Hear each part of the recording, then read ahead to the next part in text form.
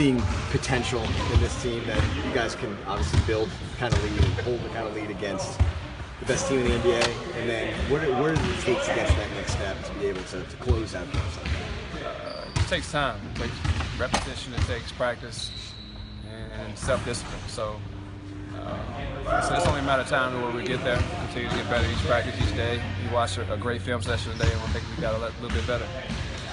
Even though you're not happy with the result last night, is it still positive coming away saying you're playing so well without AD right now? Leaving the arena last night, I was pretty pissed. We blew a lead, but Steph doesn't go crazy in the third quarter with 15 points. It's only so many teams that have a guy like that. And, given that time preparation, hopefully, we make it to the playoffs, and I think we'll be better equipped and ready to go and locked into more game plan discipline and where guys' tendencies are and what those guys are great at as far as finishing quarters, what they did last night. How important is this week plus without Anthony here to be able to hold court and be able to protect home court, particularly without him here? Well, I thought Anthony was coming back tomorrow. I don't know. Well, there you go. Breaking news to us. I mean, no, I don't want to start that. According to Rajon, Rondo says. It's holiday season. It was wishful thinking. The big fella's out. Maybe another one's out. I mean, we're going to continue to play. That's what everyone's signed up to do. We got 15 guys on this roster, and when one guy's down, we pick the other guys up, just as they did for me at the start of the season. So it's a matter of other guys stepping up and coming in ready tomorrow and make plays this week. How impressed are you with the way Etuan and Drew are playing right now, considering how much their games have changed since you came into the lineup? They're just aggressive. I try to give them the ball. Cuz get them the ball. We're playing great as a team. Our big was setting picks. They're getting out in transition, playing against one-on-one on the break instead of 1-on-5 set defenses. So it's getting those guys a lot of benefits. They're being very aggressive. They're shooting the ball extremely well, and what goes unnoticed, I think they're playing both ends before. They've had Clay and Katie last night. The night before was Dame and McCullough. So they're having tough matchups every night, but they're also producing the offensive end of the floor. It's just as far as getting to the playoff chase, getting into it. Alvin basically said, Golden State's not the team you got to worry about as much. It's really the Denvers, the Minnesotas, the Memphises. Does it make this game coming up that much more important that you guys did not put your best foot forward against them in Denver to be able to rectify that a little bit? We did. Their foot was a little bit better than ours. They put forward in the first quarter. But other than that, we just got to take care of. I would just like us to start trying to do a better job at home and winning home games. We got to protect home court, and obviously when the playoffs comes, each team at home feels like they have the advantage, and we got to start taking care of home and winning games here, regardless of who comes in and play. We're playing Minnesota, we're playing San Antonio, we're playing Sacramento. We got to do a better job of defending home court. Does this offense look the way that you kind of expected it to in training camp? Is the ball moving? Is the spacing? Is all that kind of, is it to the system, or has it tweaked a little bit as the month or so? It's tweaking. Nothing's never the same. Personnel's different every night on the floor. Some guys may have it going than others certain nights. So you have to kind of adapt and adjust to the game. I don't think you can go in the game predetermined on things you want to try to do. You just got to have a feel. Some guys may get in early foul trouble. You exploit those matchups, and some guy may have it hot who didn't have it hot last game. So it just depends on the game. I try to never predetermine on what's going to happen before the game. I just try to go off the flow. DeMarcus is already up to 7 texts, obviously. What do you kind of say to him, knowing that teams are going to try to get under his skin so often and the results if he keeps getting texts? Well, he's been down this road before. I just try to help him when I'm out there on the floor at the time when things get a little bit heated. It's obviously proven that you had the potential to play with anybody in the league for prolonged stretches. Well, I think that's the positive behind the whole thing, that we played the world champions 3 times, and we've been up at least 15 in all 3 games. Now obviously the negative to that is that, we hadn't been able to hold those leads and be able to win. But, if I think anything came out of last night's game is that, we lost the lead, but with 4 minutes to go, we were ahead again. So, we have to just learn to play with a lead and not give it all back so quickly and stuff, I think. And to me, my worries is not Golden State, to be honest with you. The Golden States and the Houstons and the San Antonios, we're in an area where we've got to try to compete against the teams, you know, the Portlands, Denvers, Memphis of the world, and try to find a way to get ourselves into the playoffs. That's the most important thing for us. And then that's another ladder that we'll have to approach later. You know. But does it show your guys at least how fragile that it can be, that you're playing well for two, 3 quarters, and then if you take 5-6 minutes off against anybody that... I think that's the NBA. You know, we're not the only team that they've done that against. If you look at the Miami game, they were down 17, I think, early. They've been down 20 points, I think, in, you know, 4 or 5 of the games that they've had this year. And more so than anything, I think it shows the character of that team and what they're capable of doing. And that's why I say, you know, we have a level that we have to get to, but there are some steps that we've got to go before we get to that particular level. And DeMarcus has talked about this a lot this year, but just the way this team bounced back after the AD injury the past 2 games, is there something unique about this team, the way how resilient they are in those types of situations? I think what I like about the team is, like, we ask guys to step up, and there's not one particular guy, but I told everyone when AD out, we're going to have to raise our game to play against these guys. I think if you look at what each one did, and then if you look at what Drew did, and Darius, the way he played, and no one's talking about it, but Omer played great, guys. You know, we had him in there. You know, he ended up playing less than 10 minutes, and he was a plus 21.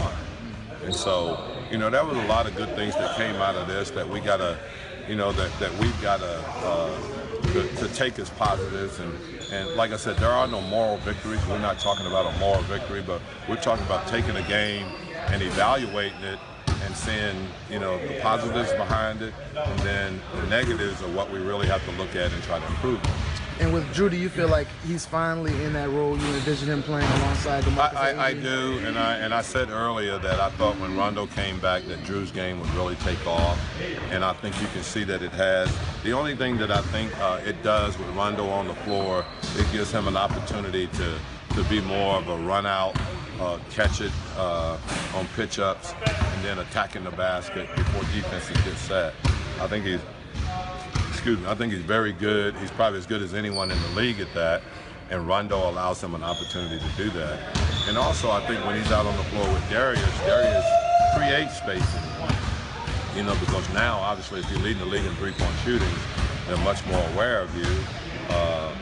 And so that, too, allows Drew an opportunity to be a driver and a finisher at the basket. So I think there's a lot of positives, and, you know, and as I said, I think Darius has been, you know, a really good positive, because even with the teams locked in on him, I think we've been able to get him open for shots, and when we do, you know, he's come through for us. Go ahead. Coach, prior to last night, turnovers have been trending downward. Do you look more at last night as like a glitch, because you've got Rondo, you've got a 3-guard lineup now? Do you think going forward the turnovers are not going to be? Yeah, I definitely think. I think it was a glitch. I think what happens when you play a team like that is that, you know, they're so loose with the ball that they have a tendency to kind of, you know, they kind of suck you into being kind of a little loose with the ball, and some of the shots that they take or some of the plays that they try to make. You know, they've always been a high turnover team, but, you know, they can also, you know, rectify that by, you know, making 23s in a game or something. So I thought we got just a little loose, but I didn't read anything into that last night. I still think that we're doing a pretty good job of managing the turnovers and keeping them down. You mentioned this is the level of opponent that you guys. These are the games you have to win. Minnesota's, Denver's, Memphis, that kind of thing.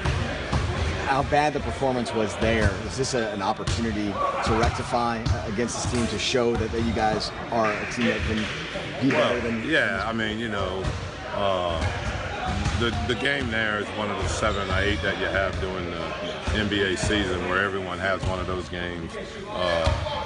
You know, I just think for us, we're playing at home, and regardless of the situation, in these kind of games, you've got to find a way to try to win those games at home.